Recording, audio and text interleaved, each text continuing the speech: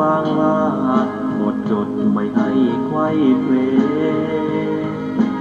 แนวคิดตามเหตุผลปนเปอาจมีโยเยเชื่อไปอาจไม่แน่นอ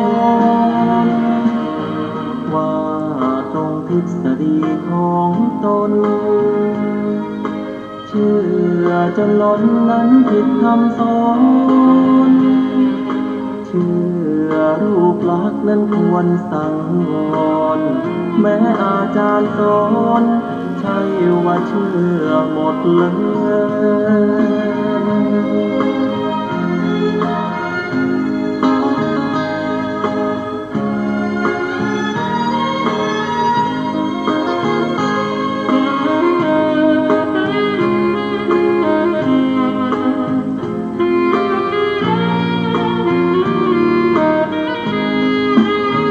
กาลามาสูตรบทธรรมพระพุทธศา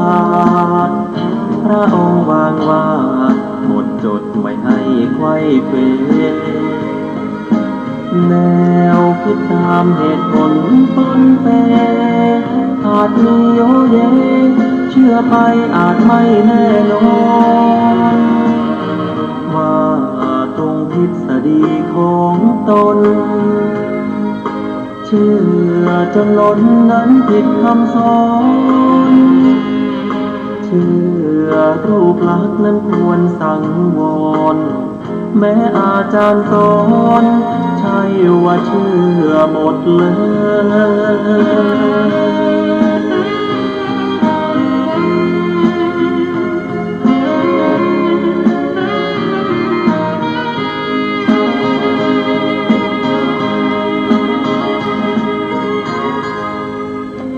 เชื่อไปอาจไม่แน่นอน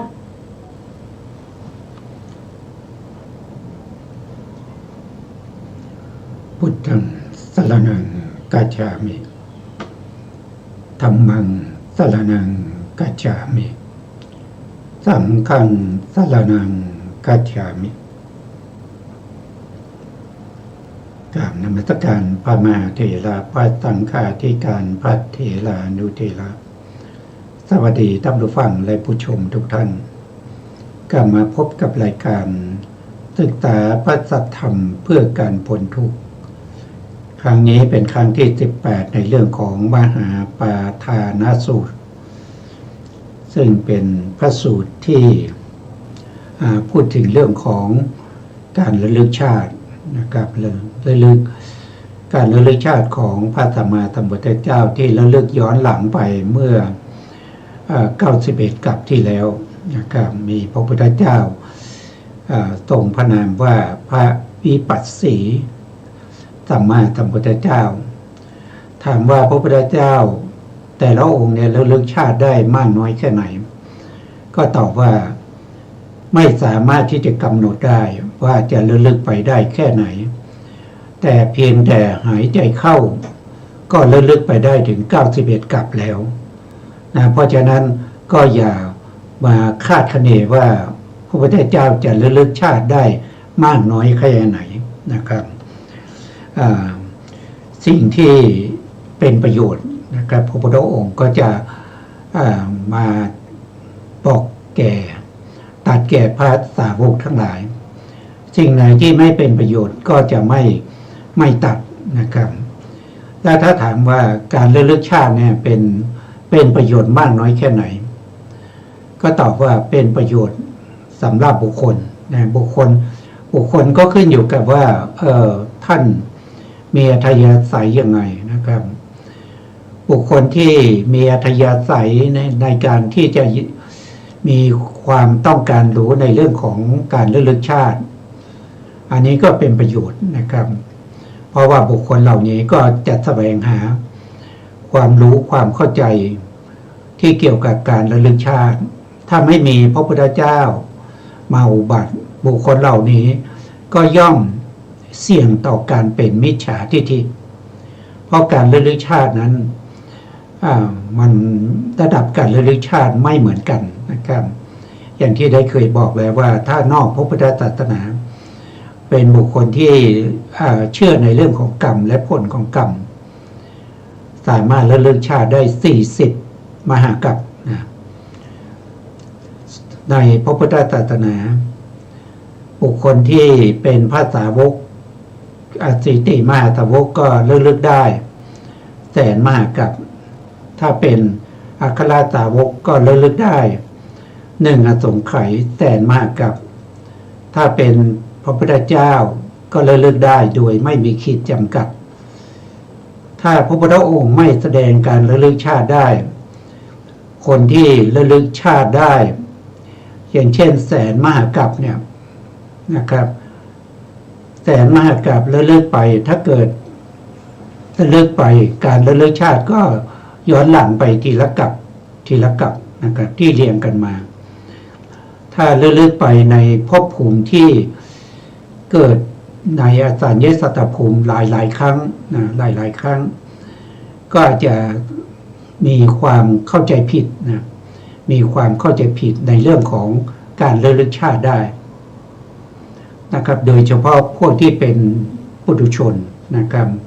ส่วนพวกที่เป็นพระอริยบุคคลเนี่ยไม่มีการที่จะเข้าใจผิดแล้วเพราะอะไรก็เพราะว่าท่านได้คุณธรรมนะได้คุณธรรมได้เป็นพระอริยะท่านก็ย่อมสามารถที่จะรู้ว่าสัตว์ทั้งหลายที่เวียนว่ายตายเกิดเนี่ยเริ่มต้นมาจากไหนนะครับคือเริ่มต้นมาจากไหนจริงๆแล้วพระพุทธองค์ก็ไม่ได้ตัดนะครับว่าเริ่มต้นมาจากไหนแต่ถ้าเราศึกษาพระธรรมคำสั่งสอนของพระเจ้าสัตว์เริ่มต้นที่ไหนสัตว์ก็เริ่มต้นที่ปฏิสนธินะครับปฏิสนธิในภพนี้นะก็เป็นการเริ่มต้นของสัตว์ในภพนี้จะภพไหนก็ตามก็ต้องเริ่มต้นจากปฏิสนธิเหมือนกันหมดนะครับไม่มีที่แตกต่างไปจากนี้นะครับแต่จะให้นับว่ามันยาวนานแค่ไหนนะเขาบอกว่าไม่สามารถที่จะนับได้นะแม้แต่พุทธญาณก็ยังกำหนดไม่ได้แต่รู้ว่าตัดที่เวียนว่ายตายเกิดเนี่ยเริ่มต้นที่ไหนก็เริ่มต้นที่ปฏิสนธิจิตนะครับเริ่มต้นที่จิตที่เกิดขึ้นในภพนั้นเป็นครั้งแรกนะครับจากนั้นมาก็ทุกข์ทั้งหลายก็ตามมานะครับเมื่อตายไปแล้วสิ้นสุดไหมก็ยังไม่สิ้นสุดถ้ายังไม่ได้เป็นพระอรหันต์ก็ยังต้องเวียนว่ายตายเกิดอยู่ดีแม้กระทั่งพระอนาคามีก็ยังต้องเกิดอยู่นะครับแต่พระอนาคามีเขาจะไม่มาเกิดในกามภูมิอีกแล้วพระอนาคามีทุกคนเมื่อตายแล้วต้องไปเกิดเป็นพรหมจะเป็นพรหมชั้นไหนก็แล้วแต่นะครับในจำนวน19ภูมิในจำนวน19ภูมิ19ภูมิคืออะไรนะจริงแล้วเนี่ยรูปภพภูมิมีอยู่16นะรูปภพภูมิมี16หักไป1ก็คืออสัญญสัตตภูมิรูปภพภูมิอีก4รวมกันนะครับก็เป็น19ถ้ารวมอสัญญสัตตภูมิเข้าไปอีก1ก็เป็น20แต่พระอนาคามีเขาจะไม่ไปเกิดในอสัญญสัตตนะและพระอนาคามีที่มีอินทรีย์อย่างใดอย่างหนึ่งแก่กล้าก็จะไปเกิดในสุทธาวาสภูมิ5ชั้นใดชั้นหนึ่งตามสมควรแก่ความแก่กล้าของอินทรีย์ของอนาคามีบุคคลนั้นนี่ก็เพื่อป้องกันอะไรก็คือป้องกันพวกปุถุชนที่เข้ามาบวชแล้วก็บางทีเขาอาจจะมีการระลึกชาติติดมาด้วยนะครับเขาจะกลายเป็นมิจฉาทิฏฐิได้นะเพราะฉะนั้นการแสดงการระลึกชาติก็เป็นการตัดปัญหาเรื่องของบุคคลที่จะระลึกชาติแล้วก็เข้าใจผิดนำมาซึ่งมิจฉาทิฏฐิไม่ว่าจะเป็นสัตตทิฏฐิเห็นว่าเที่ยงไม่ว่าจะเป็นอุเฉททิฏฐิเห็นว่าขาดศูนย์นะครับก็เริ่มมาจากสักกายทิฏฐินั่นเองนะครับอันนี้ก็เป็นประโยชน์นะครับแล้วก็เป็นประโยชน์ในเรื่องของเพื่อสร้างความศรัทธาให้แก่บุคคลที่เข้ามาบวชหรือบุคคลที่ได้ยินได้ฟัง พระธรรมของพระเจ้าให้เกิดศรัทธาในพระรัตนตรัยได้นะครับแล้วก็เมื่อมีศรัทธาก็จะเงียบโสดแล้วก็ฟังธรรมแล้วก็ศรัทธามากขึ้นก็จะมาบวชในพระพุทธศาสนาตั้งหน้าตั้งตาประพฤติปฏิบัติเพื่อให้ได้มาซึ่งคุณธรรม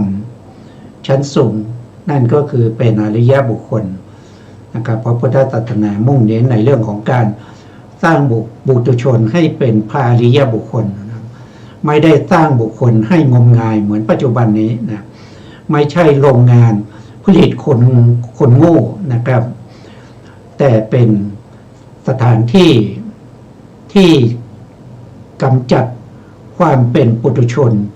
ของบุคคลเหล่านั้นให้เข้าถึงความเป็นพระอริยะต่อไปนะครับครั้งที่แล้วเราก็ยังพูดถึงในเรื่องของการระลึกชาตินั่นแหละแต่เรามาถึงตอนที่พระอานนท์นะครับได้รับการเป็นอุปถากนะเป็นอุปถากของพระสัมมาสัมพุทธเจ้าโดยท่านก็ขอพรอยู่8ประการด้วยกันขอพรที่เป็นข้อห้ามอยู่4ข้อขอเป็นพรที่ประพฤติปฏิบัติ4ข้อรวมเป็น8ข้อนะครับข้อห้ามก็คือ1ก็คือขอพระพุทธองค์จงอย่าเอาข้าพระองค์ไปในที่พระพุทธองค์อาราธนาไว้อันที่สองก็คือ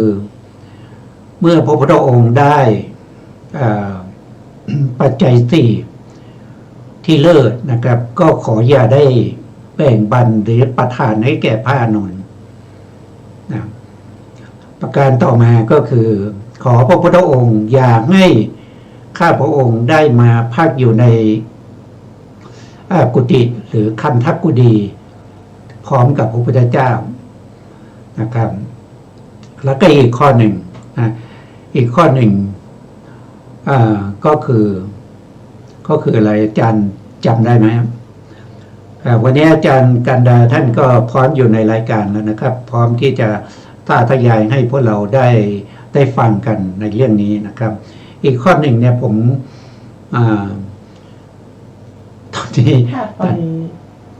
ตอนนี้ยังนึกไม่ออกเลยนะครับว่าก็มีอันนี้คือข้อขอถ้าไปแสดงธรรมที่ไหนกลับมาให้แสดงธรรมอันนั้นคือข้อขอนะครับก็คือหมายถึงข้อห้าม4แล้วก็ขออีก4นะครับขอ4ก็คือ1ก็คือถ้าข้าพระองค์นะครับมีพระภิกษุที่จะเข้าเฝ้าพระองค์มาจากต่างแดนนะครับและข้าพระองค์ขอประทานอนุญาตเข้าเฝ้าพระองค์จะนำพระภิกษุเหล่านี้ไปเข้าเฝ้าพระองค์เนี่ยขอให้พระองค์อนุญาตนะครับนี่คือข้อที่1ที่ขอข้อที่2ที่ขอก็คือถ้าเกิดว่า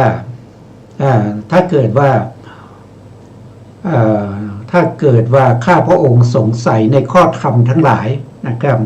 ข้อธรรมอะไรก็ตามขอให้สามารถเข้าเฝ้าพระพุทธองค์ได้ทันทีนะครับข้อที่3ก็คือถ้าพระพุทธองค์ไปแสดงธรรมที่ไหนนะครับรับหลังข้าพระองค์ถ้ากลับมาก็ขอให้แสดงธรรมแก่ข้าพระองค์ได้ด้วยนะครับอีกข้อหนึ่งก็คือยังคิดไม่ออกเลยนะครับได้ไป3ข้อนะโดยรวมก็เป็น6ข้อขาดอยู่ข้อ1นะครับข้อ1อีกข้อหนึ่งคืออะไรเดี๋ยวถ้าลึกๆได้ยังไงก็จะเรียนท่านผู้ฟังให้ทราบอีกทีหนึ่งนะครับตอนนี้เพื่อไม่เสียเวลานะครับขอเรียนเชิญอาจารย์ท่านได้สาธยายต่อนะครับสาธยายต่อจากครั้งที่แล้วนะครับอาจารย์ครับเชิญครับกราบนมัสการพระคุณเจ้าพระเถรานุเถระและสวัสดีท่านที่รับฟังและรับชมอยู่ทางบ้านนะคะ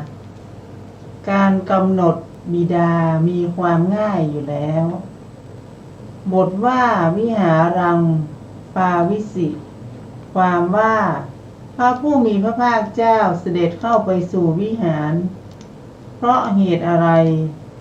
ในว่าพระผู้มีพระภาคเจ้าครั้นตรัสดังนั้นแล้ว ทรงดำริว่า เราบรรลุถึงที่สุดอันหาระหว่างไม่ได้แล้วยังไม่ได้ กล่าวถึงวงของพระพุทธเจ้าทั้งหลาย7 พระองค์เลย ก็เมื่อเราเข้าไปยังวิหาร ภิกษุเหล่านั้นได้ปรารภถึงบุพเพนิวาสยานโดยประมาณอันยิ่งแล้วจักกล่าวถึงคุณ เมื่อเป็นเช่นนั้น เรามากล่าวถึงพุทธวงศ์อันหาระหว่างไม่ได้ ให้ภิกษุทั้งหลายบรรลุถึงที่สุดแล้วจักแสดงดังนี้ ทรงให้โอกาสภิกษุทั้งหลายสนทนากัน จึงเสด็จลุกออกจากอาสนะไปสู่พระวิหาร พระผู้มีพระภาคเจ้าตรัสแบบอันใดไว้ วาระ9เหล่านี้มาแล้ว ในแบบแผนนั้นคือกำหนดกับกำหนดชาติกำหนดโคตรกำหนดอายุกำหนดการตรัสรู้กำหนดผู้สาวกกำหนดการประชุมสาวกกำหนดอุปถากกำหนดบิดาวาระหลายอย่างยังไม่มาถึงแต่จะนำมาแสดงจริงอยู่เมื่อบุตรสมควรแก่ตระกูลและวงหนึ่งของพระโพธิสัตว์ทั้งปวงเกิดแล้วควรออกบวชนี้แลเป็นวงนี้เป็นประเพณีถามว่าเพราะเหตุไรตอบว่าเพราะว่าตั้งแต่การยังลงสู่ครรภ์ของมารดาของพระโพธิสัตว์ผู้เป็นพระสัพพัญญูทั้งหลายมีปาฏิหาริย์หลายอย่างดังได้กล่าวแล้วในตอนก่อนหิว่าเมืองเกิดบิดามารดาภรรยาบุตรของพระโพธิสัตว์เหล่านั้นไม่พึงปรากฏเมืองเกิดบิดาบุตรของบุคคลนี้ก็ไม่ปรากฏค่ะครับผมคำนี้ก็ตอนนี้เรากำลังศึกษาคือตอนที่เป็นพระไตรปิฎกเนี่ยเราศึกษามาจนจบแล้วนะครับตอนนี้เราศึกษาในส่วนที่เป็นอัตถกถาเป็นส่วนที่เป็นอัตถกถาอัตถกถานี้ก็จะขยายความนะครับว่าความเป็นไปเป็นมาอะไรที่ยังไม่ได้แสดงไว้ในพระไตรปิฎกนะครับท่านก็จะขยายความเชื่อมต่อเนื้อหาทั้งหลายให้เราได้เข้าใจพร้อมทั้งอธิบายในเรื่องของศัพท์พระบาลีทั้งหลายนะครับที่เกี่ยวกับพระไตรปิฎกนั้นพระพุทธองค์แสดงด้วยภาษาบาลีนะครับเพราะบางคนนะครับอาจจะไปแปลแล้วมันจะแปลผิดนะผิดจากเจตนารมณ์ของพระพุทธเจ้าเพราะบาลีแต่ละศัพท์แต่ละคำเนี่ยมีความหมายมากมายนะครับอย่างที่อาจารย์ท่านได้เคยพูดคำว่าอย่างภาษาไทยเราเนี่ยก็มีความหมายเยอะนะครับอย่างเช่นคำว่าเขาเนี่ยก็หมายได้หลายอย่างนะครับเขาอาจจะแปลว่าภูเขาก็ได้เขาอาจจะแปลว่าคนอื่นก็ได้เขาอาจจะแปลว่านกเขาก็ได้หรืออาจจะแปลอย่างอื่นได้มากมายนะครับส่วนบาลีนั้นมีอันมากกว่านะครับมีอันมากกว่านะเพราะฉะนั้นท่านก็เลยต้องมีการอธิบายในเรื่องของพระไตรปิฎกโดยเป็นคัมภีร์อัตถกถานะครับตรงนี้ท่านก็อธิบายถึงว่าการระลึกชาติเนี่ยของพระพุทธเจ้าที่แสดงแก่พระสาวกทั้งหลายเนี่ยก็เพื่อให้พระสาวกทั้งหลายนั้นเกิดความศรัทธาเกิดความอัศจรรย์นะครับแล้วก็เพื่อจะน้อมใจไปว่าอย่างพวกเราเป็นปุถุชนได้ฟังธรรมของพระพุทธเจ้ามาแสดงธรรมนะครับเรื่องของบุพเพนิวาสานุสติญาณให้พวกเราฟังเมื่อพวกเราทั้งหลายได้ฟังพวกเราก็มีใจน้อมไปว่าอยากจะได้บุพเพนิวาสานุสติญาณนะครับเหมือนกับพระอริยบุคคลทั้งหลายนะก็จะตั้งหน้าตั้งตาปฏิบัตินะครับเป็นกำลังใจแก่ผู้ที่ได้ยินได้ฟังนะครับอยากจะระลึกชาติได้ก็ ตั้งหน้าตั้งตาปฏิบัติตามคำสั่งสอนของพระพุทธเจ้านะครับโดยไม่เกี่ยงนะอันนี้ก็เป็นเหตุเป็นปัจจัยเพื่อจะจูงให้พระสาวกทั้งหลายเนี่ยตั้งหน้าตั้งตาปฏิบัติเพื่อความเป็นพระอริยบุคคลต่อไปนะครับแล้วก็ในตรงนี้ท่านก็พูดถึงในเรื่องของการระลึกชาติเนี่ยไม่ใช่ระลึกชาติเฉพาะของตัวเองนะครับก็ระลึกไปทั้งที่เป็นบุคคลที่มาเกี่ยวข้องกับ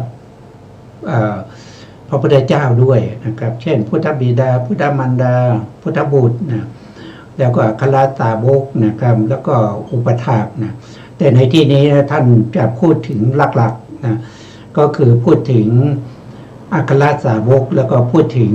อุปถากนะครับอุปถากก็คือหมายถึงว่าบุคคลที่ปฏิบัติดูแลนะพระพุทธเจ้านะครับตอนนี้ก็คือได้แก่พระอานนท์นะครับก่อนหน้านั้นยังไม่มีบุคคลใดคนหนึ่งนะครับที่ทำหน้าที่อุปถากโดยตรงนะครับนั่นแสดงว่าพระสูตรนี้น่าจะเกิดขึ้นตอนที่พระพุทธองค์ทรงพระชนไม่ใช่ตอนที่พระพุทธองค์ได้ตรัสรู้เป็นพระพุทธเจ้าแล้ว20 ปีนะครับพระสูตรนี้เกิดขึ้นตรงนั้นนะเพราะมันเกี่ยวข้องกับเรื่องของพระอานนท์ขอพรนะเพราะพระอานนท์จะได้เป็นพระอุปถากพระสัมมาสัมพุทธเจ้าเป็นประจำเลยนั่นก็คือตอนที่มีพุทธศาสนามาถึงพรรษาที่20นะก็คือพระพุทธศาสนาตั้งอยู่ในชมพูทวีปได้20 ปีแล้วนะอันนี้ก็เป็นสิ่งที่เราก็ควรจะทราบกันนะครับต่อไปนะครับก็เรียนเชิญอาจารย์ท่านได้สาธยายต่อครับเชิญครับอาจารย์ ผู้นี้เห็นจะเป็นเทวดาเท้าสักกมารหรือพรหมและสำคัญว่าปาฏิหาริย์เช่นนี้ของเทวดาทั้งหลายไม่น่าอัศจรรย์พึงสำคัญถึงปาฏิหาริย์อันไม่ควรฟังไม่ควรเชื่อแต่นั้นการตรัสรู้ไม่พึงมีเมื่อไม่มีการตรัสรู้การอุบัติของพระพุทธเจ้าก็ไม่มีประโยชน์คำสอนก็ไม่นำไปให้พ้นไปจากทุกข์เพราะฉะนั้นเมื่อบุตรสมควรแก่ตระกูลและวงของพระโพธิสัตว์ทั้งปวงเกิดควรออกบวชนี้แล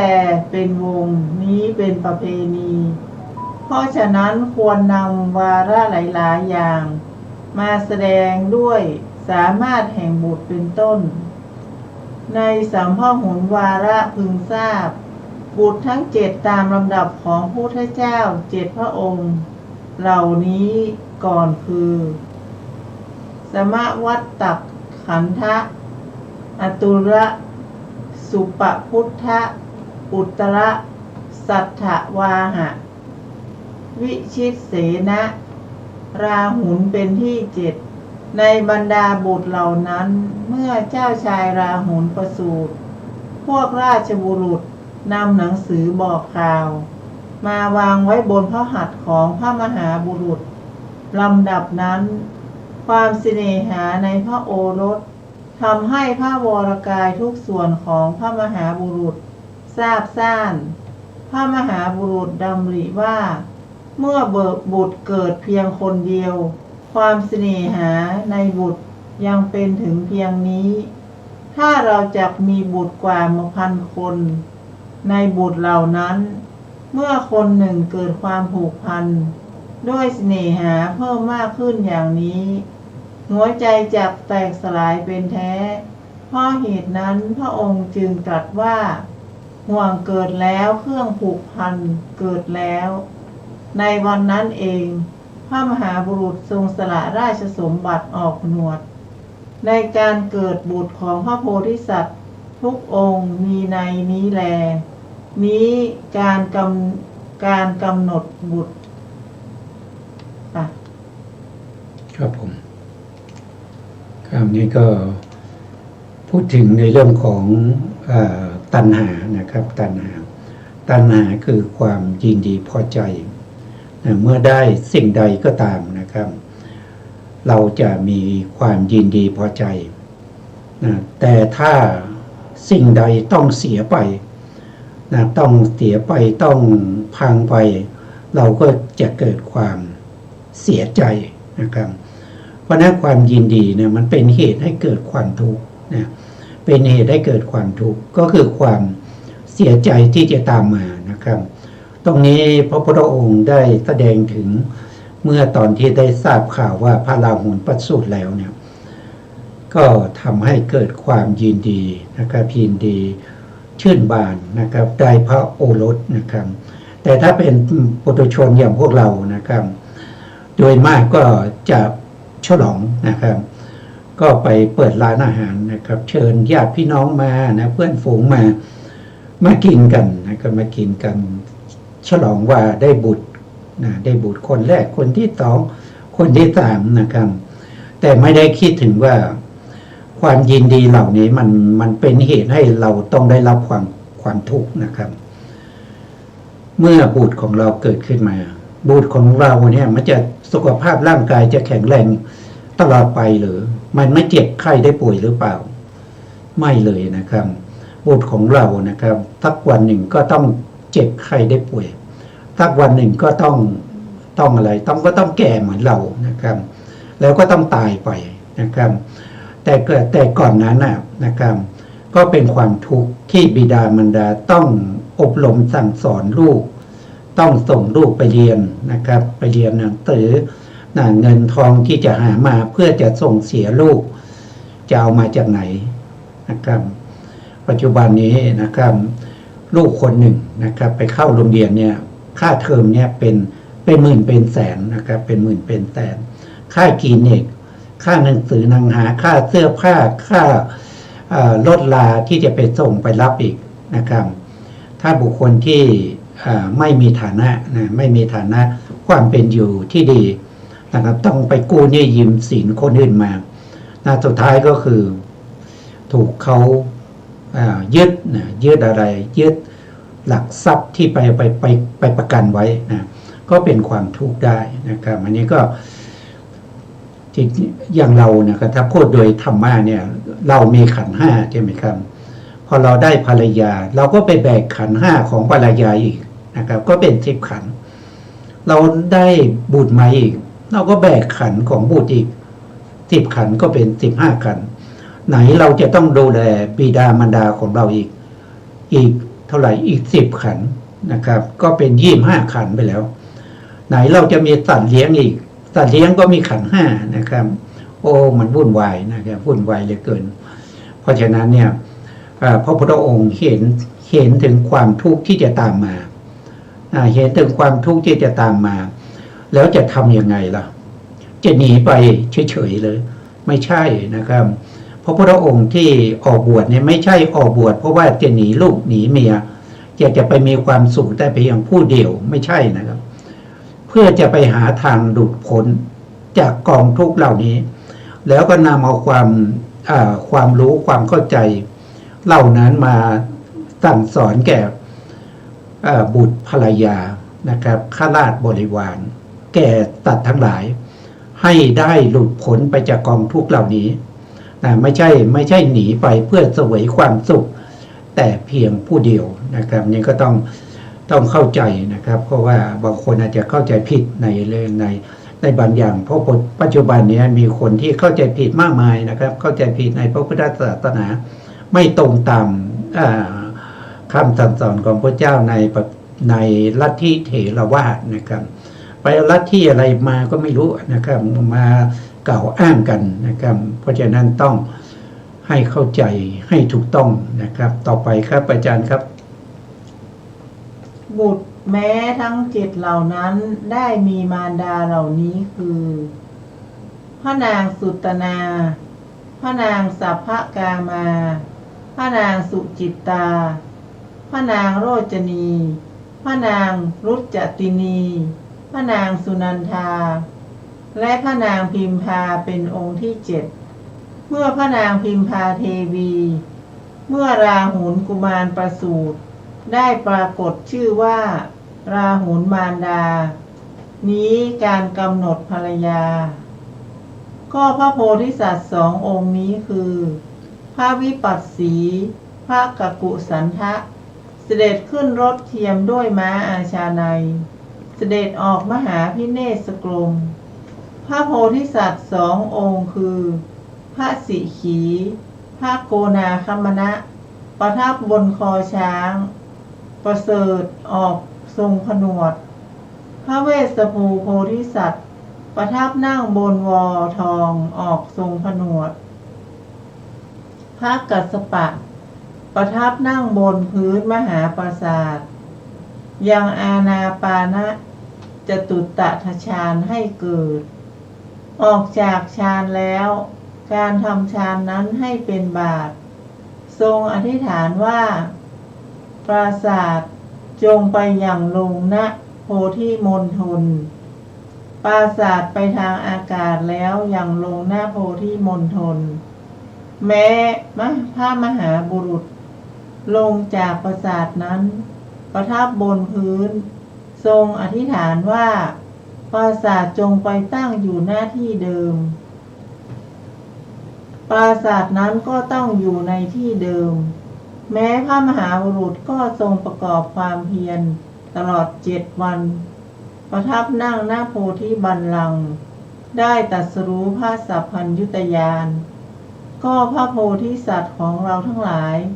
เสด็จประทับม้ากันทกะออกทรงบวบออกทรงผนวดนี้การกำหนดญาณครับผมแต่วันนี้ก็พูดถึงการออกพังหาวิเนศกรมนะครับของพระโพธิสัตว์ทั้งหลายนะตั้งแต่พระโพธิสัตว์วิปัสสีนะวิปัสสีสิกขีนะสิกขีแล้วก็อะไรเวสสภูนะเวสสภูกักกุสันโธโกนาคมณะกัสสปะแล้วก็มาถึงพระพุทธเจ้าของเรานะครับก็โคตมะนะการออกมหาวิเนศกรมก็แตกต่างกันไปนะบางท่านก็ออกบวชด้วยราชรถนะบางท่านก็ออกบวชด้วยการประทับบนคอช้างบางท่านก็ออกบวชด้วยการมีวอนะครับวอก็คือเตรียมที่มีคนแบกนะครับที่มีคนแบกมีคน4 คนแบกหามนะครับไปนะแล้วก็ที่น่าแปลกก็คือพระพุทธเจ้ากัสสปะนะพระพุทธเจ้ากัสสปะเนี่ยออกบวชด้วยพระมหาปราสาทคือที่ประทับของท่านนะครับที่ประทับของท่านนะครับตอนที่ท่านได้ราชบุตรนะได้ข่าวว่าลูกนะราชบุตรเกิดแล้วนะท่านก็ระลึกถึงความทุกข์ที่จะตามมานะครับก็เลยนั่งบนปราสาทนั้นนะครับเข้าฌานนะครับเข้าฌานก็คือท่านได้ปฐมฌานทุติยฌานตติยฌานแล้วก็จตุตถฌานนะพอถึงจตุตถฌานแล้วท่านก็เข้าอภิญญานะครับเข้าอภิญญาอธิษฐานให้ปราสาทนั้นลอยไปนะครับลอยไปที่ไหนก็ให้ลอยไปณโพธิมณฑลก็คือให้ลอยไปณพุทธภคยาปัจจุบันนี้นะครับพุทธภคยาที่บริเวณที่ใต้ต้นโพนะครับปัจจุบันนี้เป็นต้นโพนะครับแต่สมัยพระพุทธเจ้ากัสสปะเนี่ยไม่ใช่ต้นโพนะครับเป็นอันนี้ก็จำไม่ได้เหมือนกันนะครับก็ไปใต้ต้นไม้นั่นนะครับเมื่อไปถึงบริเวณที่จะนั่งประทับเพื่อการตรัสรู้เป็นพระพุทธเจ้าเนี่ยท่านก็ลงจากปราสาทแล้วก็อธิษฐานให้ปราสาทนั้นกลับไปตั้งอยู่ที่เดิมแล้วท่านก็ขึ้นไปบนโพธิมณฑลนะครับแล้วก็นั่งขัดสมาธิขัดสมาธิ2 ชั้นนะครับก็คือขัดสมาธินะครับแล้วก็ตั้งจิตอธิษฐานนะครับอธิษฐานนั่งเพื่อจะตรัสรู้นะครับท่านก็นั่งอยู่อย่างนั้นนะครับตลอด7 วันด้วยกันนะครับตลอด1 สัปดาห์นะครับแล้วท่านก็สามารถที่จะตรัสรู้ได้นะครับ เรามาเปรียบเทียบกับพระเจ้าของเรานะครับพระเจ้าของเราเนี่ยออกบวชด้วยพาหนะก็คือม้านะก็คือม้าพอไปถึงแถวบริเวณนะครับใกล้ๆกับเขาเรียกว่าเป็นบริเวณที่ส่วนมากแล้วพวกฤาษีนะครับพวกฤาษีนะเขาจะไปประพฤติปฏิบัติธรรมอยู่แถวนั้นนะใกล้ๆกับป่าอิสิปตนะนะแต่ไม่ใช่นะแต่คือมันเป็นบริเวณนั้นนะคนส่วนใหญ่บวชเนี่ยเขาจะไปบวชกันตรงนั้นนะเพื่อไปแสวงหาโมกขธรรมพระโพธิสัตว์ของเราโคตมะนี่ก็บวชนะครับบวชในพอไปถึงก็บวชเลยนะบวชเลยก็ไปแสวงหาโมกขธรรมแสวงหาโมกขธรรมอยู่เท่าไหร่ไม่ถึงเดือนนะครับก็คือไปเรียนกับอุทกดาบทอาดาลดาบทก่อนนะครับเพราะอาดาลดาบทนี่ก็ได้สมาบัติเขาได้สมาบัติ7นะแล้วก็ต่อไปก็ไปเรียนกับอุทกดาบทนะครับอันนี้เขาได้สมาบัติ8นะเรียนไม่ถึง3 วันนะครับก็สามารถที่จะเข้าอากินจัญญาเยตนะแล้วก็เนวสัญญานาสัญญาเจตนาได้นะครับแล้วก็พิจารณาว่าสิ่งเหล่านี้มันไม่ได้เป็นหนทางแห่งความหลุดพ้นมันยังเวียนว่ายตายเกิดนะครับต้องไปเกิดในอรูปภูมิแล้วก็ต้องกลับมาเกิดเป็นมนุษย์ได้รับความทุกข์เหมือนเดิมนะเพราะฉะนั้นสิ่งเหล่านี้เป็นสิ่งที่เราไม่ต้องการนะครับสิ่งที่เราต้องการก็คือพระนิพพานนะครับเป็นสถานที่ไม่มีการเกิดแล้วก็ไม่มีการตายนะครับต้องการสิ่งนั้นนะครับหลังจากนั้นก็ลาอาจารย์ออกมานะครับแล้วก็มาประพฤติปฏิบัติด้วยการทรมานร่างกายนะอยู่ถึง6 ปีนะอยู่ถึง6 ปีนะครับจะได้ตรัสรู้เป็นพระพุทธเจ้านะครับถ้าเราเปรียบเทียบกับพระมหากัสสปพระกัสสปะสัมมาสัมพุทธเจ้าเนี่ยท่านใช้เวลาแค่7 วันนะ7 วันท่านก็ตรัสรู้เป็นพระพุทธเจ้าแล้วแต่พระโพธิสัตว์ของเราต้องใช้เวลาถึง6 ปีนะครับกว่าจะได้ตรัสรู้นี่ก็เป็นเรื่องที่เพิ่มขึ้นมานะครับให้พวกเราได้ทราบว่าการที่พระพุทธเจ้าแต่ละองค์จะได้ตรัสรู้นะใช้เวลาไม่เท่ากันนะครับใช้เวลาที่แตกต่างกันนะครับแต่การตรัสรู้เป็นพระพุทธเจ้าแล้วเนี่ยทุกพระองค์นะครับมีคุณธรรมเหมือนกันหมดเลยนะครับเหมือนกันหมดไม่มีใครที่จะไม่มีพระพุทธเจ้าองค์ไหนที่จะมีคุณธรรมมากกว่าพระพุทธเจ้าองค์อื่นๆอย่างนี้ไม่มี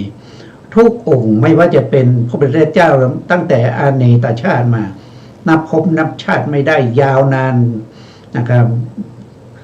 พระพุทธเจ้าเหล่านั้นอุบัติขึ้นแล้วปรินิพพานไปแล้วมากกว่าเมตตายในมหาสมุทร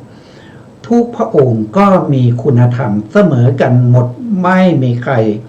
ยิ่งกว่าใครนะนี่ก็พวกเราก็ควรจะเข้าใจนะครับต่อไปก็จะเรียนเชิญอาจารย์ท่านได้สาธยายต่อกับเชิญครับอาจารย์วิหารของพระผู้มีพระภาคเจ้าพระนามว่าวิปัสสีตั้งอยู่ในเนื้อที่ประมาณโยชน์ 1ของพระสีขี3 คาวุธของพระเวสสภูกึ่งโยชน์ของพระกกุสันทะคาวุธ 1ของพระโกนาคมนะกึ่งคาวุธของพระกัสสปะ20อสุภะอุสภะวิหารของพระผู้มีพระภาคเจ้าของเราตั้งอยู่ในเนื้อที่16 กริสโดยวัดตามปกติ8 กริสโดยวัดของหลวงนี้การกำหนดพระวิหารเศรษฐีทั้งหลายใช้ช่างทำอิฐทองคำยาว1 ศอกกว้าง1 คืบสูง8 นิ้วปูโดยส่วนขวางแล้วซื้อสร้างที่อยู่ถวายแด่พระผู้มีพระภาคเจ้าพระนามว่าวิปัสสีปูด้วยภาระไม้เศร้าทองคำซื้อถวายแด่พระผู้มีพระภาคเจ้าพระนามว่าสิขี ให้ช่างทำเท้าช้างทองคำปูโดยขวาง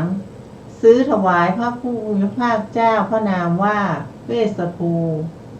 ปูด้วยอิฐทองคำตามในที่กล่าวแล้ว ซื้อถวายพระผู้มีพระภาคเจ้าพระนามว่ากักกุสันทะปูด้วยเต่าทองคำตามในกล่าวแล้ว ซื้อถวายแด่พระผู้มีพระภาคเจ้าพระนามว่าโกนาคมณะปูด้วยทองแท่ง ซื้อถวายแด่พระผู้มีพระภาคเจ้าพระนามว่ากัสสปะและปูด้วยโดยขวางแห่งกหาปณะ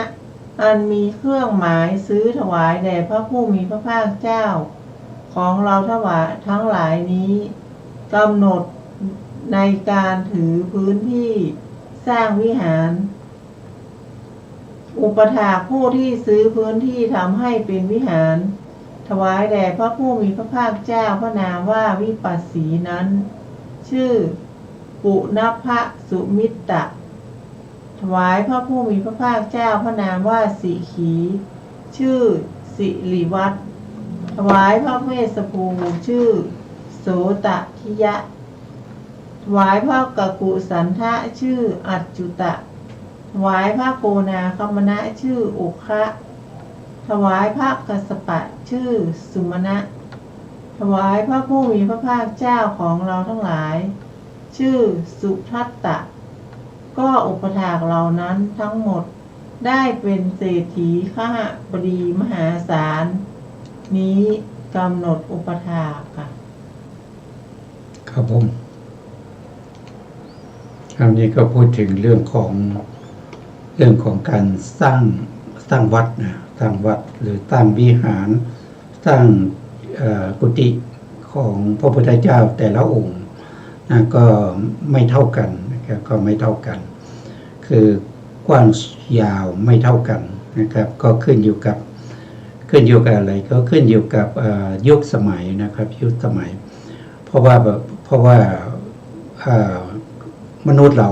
ในชมพูทวีปเนี่ยมีอายุไม่เท่ากันคืออายุกับเนี่ยไม่เท่ากันแต่ละยุคแต่ละสมัยบางยุคเนี่ยมีอายุกับอยู่เป็นแสนปี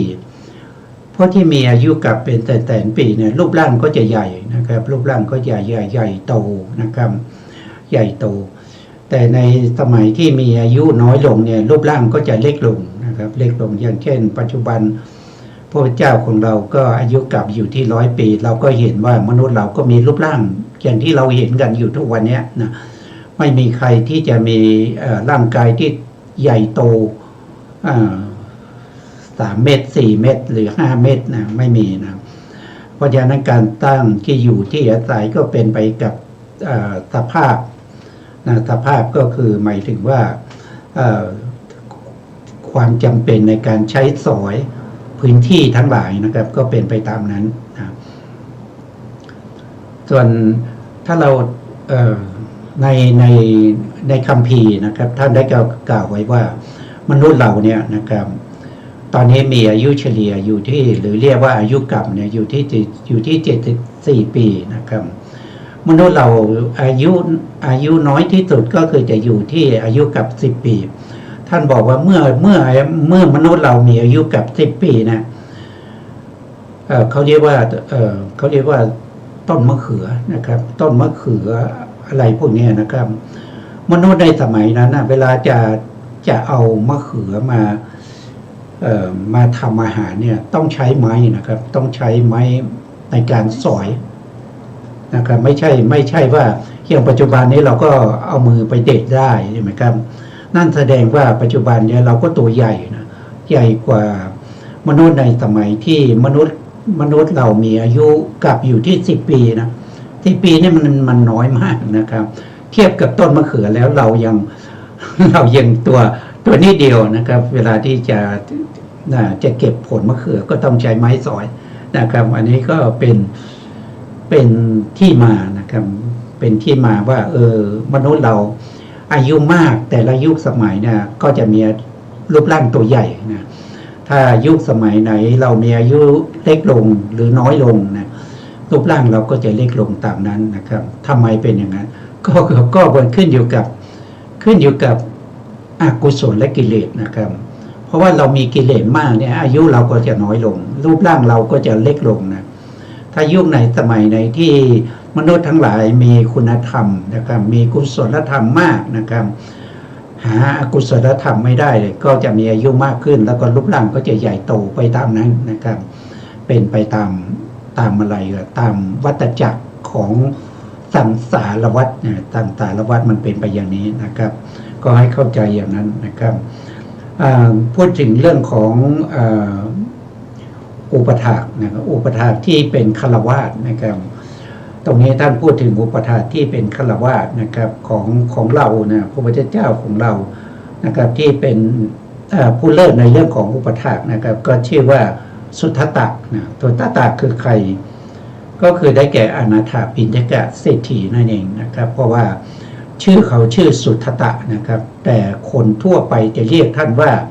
อนาถบิณฑกเศรษฐีก็เพราะว่าท่านเป็นผู้ที่อุปถากอุปถัมภ์ให้ทานแก่คนยากจนนะท่านจึงได้ชื่อนี้มานะครับแล้วในการสร้างวัดพระเชตวันนะครับท่านก็หาที่ที่จะตั้งวัดนะแล้วก็ไปเห็นที่สมควรที่จะตั้งวัดนะครับก็จะอยู่นอกเมืองนะครับเพราะว่าปกติแล้วพระภิกษุเขาจะไม่ประทับอยู่ในเมืองนะครับที่เหมาะสมไม่ไกลเกินไปแล้วก็ไม่ใกล้เกินไปนะครับเป็นที่เหมาะสมนั่นก็คือเป็นที่ของเจ้าเชษนะเขาเรียกว่าเจ้าเชษนะครับเจ้าชายนะครับเจ้าเชษเป็นเชื้อกษัตริย์นะครับพอไปเห็นที่แล้วก็ดีใจอยากจะได้ที่นี้มาสร้างวัดนะก็ไปติดต่อกับเจ้าเชษนะครับเจ้าเชษก็บอกว่าเพราะเราไม่ขายนะครับเขาก็ให้ราคานะครับให้ราคามากขึ้นก็เจ้าเชษก็บอกว่าไม่เป็นไรถ้าอยากได้ก็เอากระหาปะหน้านี่แหละนะมาปูนะครับปูให้เต็มเลยนะถ้าปูให้เต็มเราก็จะขายราคานั้นแหละนะสุทัตตะก็ไปขนเอากระหาปะหน้าก็คือเงินนั่นแหละนะครับมาปูเต็มพื้นที่ของเจ้าเชษนะครับเจ้าเชษก็รับเงินไป18 โกฏนะ18 โกฏแล้วเจ้าเชษก็เห็นว่าอนาถบิณฑกเศรษฐีเนี่ยเขามีศรัทธามากอย่างนี้นะครับก็เกิดความศรัทธาขึ้นนะต่อมาภายหลังนะครับเมื่อเขาตั้งวัดตั้งอะไรนะครับสนทนากันไปสนทนากันมาเจ้าเชษก็มีความศรัทธานะครับก็เอาเงิน18 โกฏนั่นแหละนะครับมาสร้างซุ้มประตูของวัดพระเชตวันนะครับหลังจากที่ตั้งวัดเสร็จเขาก็ให้ชื่อว่าพระเชตวันนะครับก็ให้เกียรติแก่เจ้าของที่นะครับแล้วก็อนาถบิณฑกเศรษฐีนะครับตั้งวัดเสร็จก็ใช้เงินอีก18 โกฏนะครับในการฉลองวัดนั้นนะครับอันนี้ก็เป็นรายละเอียดที่เพิ่มมานะครับต่อไปเราก็เรียนเชิญอาจารย์ท่านได้สาธยายต่อครับเชิญครับอาจารย์ครับยังมีสถานที่อื่นอีก4 แห่งอันเป็นสถานที่ที่จะเว้นเสียไม่ได้คือโพธิบัลลังก์ของพระพุทธเจ้าทั้งหมดเว้นไม่ได้ย่อมมีในที่เดียวเท่านั้นการแสดงพระธรรมจักรในป่าอิสิปตนมฤคทายวัน เว้นไม่ได้เลยการเหยียบพระบาทครั้งแรกณประตูสังกัสสนครตอนเสด็จลงจากเทวโลกเว้นไม่ได้เลยที่ตั้งเท้าเตียง4ที่ในพระคันธกุฎีในเชตวันมหาวิหารเว้นไม่ได้ทีเดียวก็แต่ว่าวิหารมีเล็กบ้างใหญ่บ้างแม้วิหารก็เว้นไม่ได้แต่นครเว้นได้การใดนครอยู่ด้านปราจีนการนั้นวิหารจะอยู่ด้านปัจฉิมการใดนครอยู่ด้านทักษิณการนั้นวิหารอยู่ด้านอุดรการใดนครอยู่ด้านปัจฉิมการนั้นวิหารอยู่ด้านปราจีนการใดนครอยู่ด้านอุดรการนั้นวิหารอยู่ด้านทักษิณ ก็บัดนี้นครอยู่ด้านอุดร วิหารอยู่ด้านทักษิณอันหนึ่งพระพุทธเจ้าทุกพระองค์มีความต่างกันอยู่5 อย่าง คือต่างกันโดยอายุ ต่างกันโดยประมาณ ต่างกันโดยตระกูล ต่างกันโดยความเพียร ต่างกันโดยรัศมีค่ะ ครับผมครับนี้ก็เป็น เป็นเรื่องของเรื่องของความเหมือนแล้วก็ความต่างนะครับ ของพระพุทธเจ้าแต่ละพระองค์นะครับสิ่งที่เหมือนกันก็มีนะครับสิ่งที่ต่างกันก็มีนะครับแม้แต่เรื่องของวัดนะครับเรื่องของวัดการสร้างสถานที่นะครับ ก็มีเหมือนกันก็มีนะครับต่างกันก็มีนะเหมือนกันก็คืออะไรนะครับ ท่านก็บอกว่าสถานที่สร้างวัดเนี่ยก็เท่าที่เริ่มตั้งแต่สถานที่แรกนั่นก็คือที่ตรัสรู้นะที่ตรัสรู้ของพระพุทธเจ้านะครับในภัตตกัปนี้มีพระพุทธเจ้าอยู่5 พระองค์นะครับตั้งแต่พระพุทธเจ้าโกนาคัมมนะโทษทีพระพุทธเจ้ากัปกุสันทะนะองค์แรกนะครับองค์ที่2ก็คือพระพุทธเจ้าโกนาคัมมนะองค์ที่3ก็คือกัสสปะนะองค์ที่4ก็โคตมะนะครับ4 องค์นี้ผ่านไปแล้วนะครับผ่านไปแล้วทั้ง4 องค์เนี่ยจะนั่งตรัสรู้ณที่แห่งเดียวกันเลยนะครับก็คือที่พุทธคยาปัจจุบันนี้นะมีต้นไทรก็คือต้นโพนะครับเมื่อก่อนเขาเรียกต้นไทรนะครับแต่ตอนหลังมาพระพุทธเจ้าเราไปตรัสรู้ตรงณจุดนั้นนะครับก็เลยเรียกว่าเป็นต้นโพนะครับพระพุทธเจ้าทั้ง4 พระองค์ที่ผ่านมานะครับก็นั่งอยู่ที่เดียวกันหมดเลยนะครับตั้งแต่พระพุทธเจ้ากัปกุสันโธก็ตรัสรู้ณจุดนั้นแหละนะครับไม่ใช่ที่อื่นนะครับไม่คือหมายถึงว่าเป็นบริเวณเป็นที่เดียวกันนะครับครับไม่นั่งหน้าจุดเดียวกันนะพูดง่ายๆนะครับก็ทำไมเป็นอย่างนั้นนะครับเขาเรียกว่าตรงนั้นเนี่ยเป็นศีรษะแผ่นดินนะครับเป็นบริเวณที่เมื่อโลกของเราถูกเมื่อจักรวาลของเรานะครับคือการทำลายจากโลกหรือจักรวาลเนี่ยเขาทำลายเป็นแสนโกฏจักรวาลนะครับทำลายเสร็จแล้วนะแล้วก็จะมีการตั้งขึ้นมาใหม่คนที่สร้างหรือว่าคนที่ทำลายไม่ใช่สัตว์บุคคลนะมันเป็นโดยธรรมชาตินะครับเป็นโดยธรรมชาติด้วยเรื่องของไฟเรื่องของน้ำเรื่องของลมนะครับและจุดที่ตั้งโลกขึ้นมาครั้งแรกนั่นนะเขาเรียกว่าศีรษะแผ่นดินนะครับณจุดนั้นก็คือตรงที่เป็นพุทธคยาปัจจุบันนี้นะตรงนั้นเป็นจุดแรกที่โลกใบนี้ของเราที่สร้างขึ้นมาที่ตะกอนทั้งหลายนะครับที่ลอยมาเกาะกันแล้วก็ขยายออกนะจุดนั้นน่ะเป็นจุดแรกนะครับเขาเรียกว่าเป็นศีรษะแผ่นดินแล้วก็จุดนั้นเนี่ยเมื่อโลกหรือจักรวาลที่ตั้งขึ้นมาเสร็จแล้วเนี่ยจะมีพวกพรหมพวกเทวดาทั้งหลายเนี่ยมาเฝ้าดูนะครับมาเฝ้าดูณจุดนั้นนะเขาจะเฝ้าดูว่าจักรวาลเกิดขึ้นแล้วนะบริบูรณ์แล้วนะมีมนุษย์มาอาศัยอยู่แล้วเนี่ยในต้นกลับเนี่ยคือเริ่มมีมนุษย์มาอาศัยอยู่เนี่ยตรงนั้นเขาจะมีนิมิตนะเขาจะมีนิมิตคืออะไรก็คือมีนิมิตจะมีดอกบัวนะดอกบัวนี้จะออกจากศีรษะแผ่นดินนะตรงนั้นนะครับถ้าออกมา1 ดอกก็แสดงว่ายุคสมัยนั้นโลกทั้งจักรวาลหมู่นั้นทั้งหมดเนี่ยจะมีพระพุทธเจ้าอยู่เพียงองค์เดียวนะแต่ยุคไหนสมัยไหนดอกบัวออกมา2 ดอกก็แสดงว่าพระพุทธเจ้าจะมี2 พระองค์นะครับแต่โลกของเราใบนี้ปัจจุบันนี้มีดอกบัวผุดขึ้นมา5 ดอกนะครับ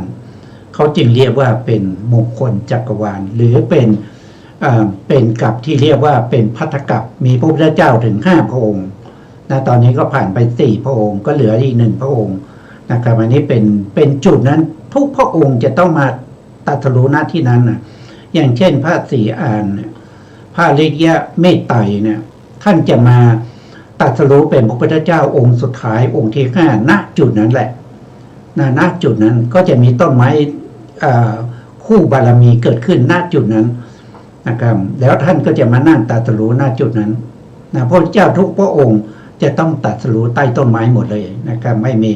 มีองค์ไหนที่จะไปตรัสรู้ในเมืองในปราสาทไม่มีนะครับนี่ก็เป็นเรื่องที่เราควรจะทำความเข้าใจด้วยนะครับแล้วก็ความแตกต่างกันของพระพุทธเจ้าท่านบอกว่ามีอยู่5อย่างนะครับพระพุทธเจ้าแต่ละองค์จะไม่เหมือนกันนะเช่นต่างกันเรื่องของอายุนะครับอย่างพระพุทธเจ้าของเรามีอายุแค่เท่าไหร่80 พรรษานะครับพระพุทธเจ้าที่เป็นกักกุสันโธมีถึง 40,000 ปีนะ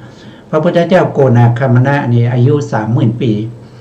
พระพุทธเจ้ากัสสปะมีอายุ 20,000 ปีนะพอมาถึงพระเจ้าของเราก็มีแค่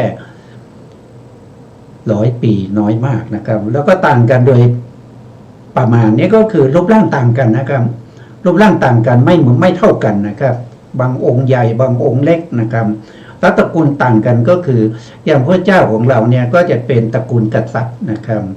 อย่างพระเจ้ากัสสปะเนี่ยท่านเป็นตระกูลโดยพราหมณ์นะครับแล้วก็ความเพียรไม่เท่ากันนะครับอย่างเช่นพระพุทธเจ้า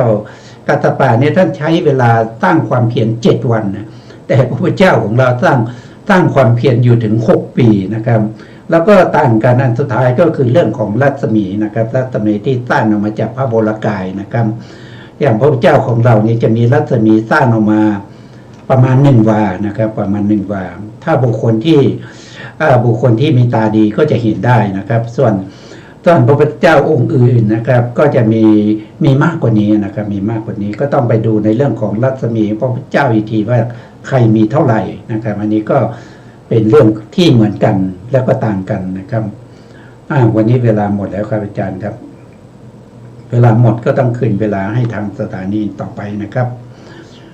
สุดท้ายนี้นะครับก็ขอกราบขอบพระคุณพระครูสมุทรวิศวัตรวรกิจโจผู้อำนวยการสถานีวิทยุเพื่อการศึกษาพระพุทธศาสนาและวัฒนธรรม FM 104.5 เมกะเฮิรตซ์วัดฝายหินจังหวัดเชียงใหม่